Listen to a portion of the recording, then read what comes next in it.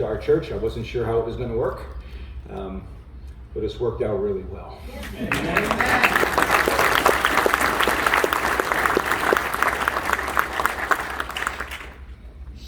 So, Morgan and Mason, I have something for both of you.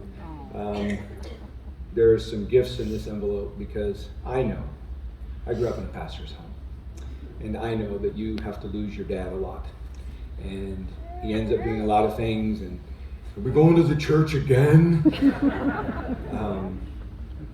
There's some words in here that have been penned for you guys. We want you to know on your new journey, we're praying for you. And as you continue to mature into adulthood and get ready to get your driver's license, Micah said you could drive his truck, just saying. Here's a gift for each of you. We love you guys and we're thankful for you. All right, can we thank the Lord for them?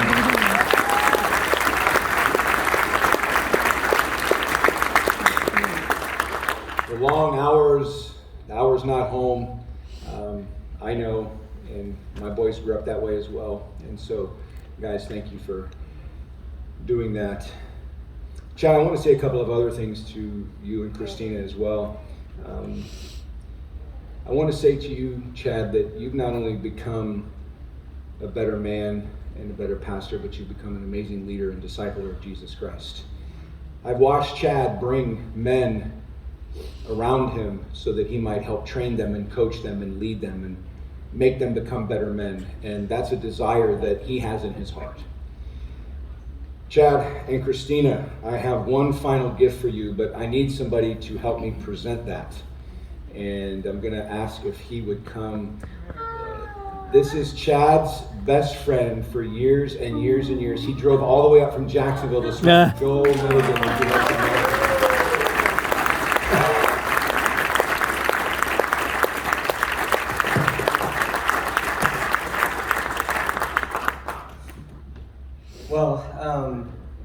I'll try to keep it brief. Chad and I have been friends since the age of 16, and we actually liked the same girl in high school. And I won't tell you who ended up winning that battle, but neither of us married her, so it doesn't matter who won. But then we both ended up liking two girls in college, and those girls were best friends, and we ended up marrying those girls. And here we are 20 years later. And if I could just say two things real quick. Here's two things I've just really thought as I was driving over here. I just came from a retreat with our student ministry. Two things Chad's been to me, maybe from a friend perspective that you all could know. He's been my 2 a.m. friend. Don't we need friends like that? Amen.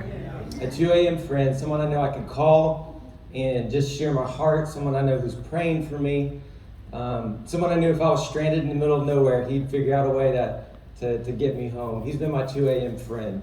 And Chad, I thank you for that. Another word that I thought for Chad as I was driving over here is the word faithful. Yes.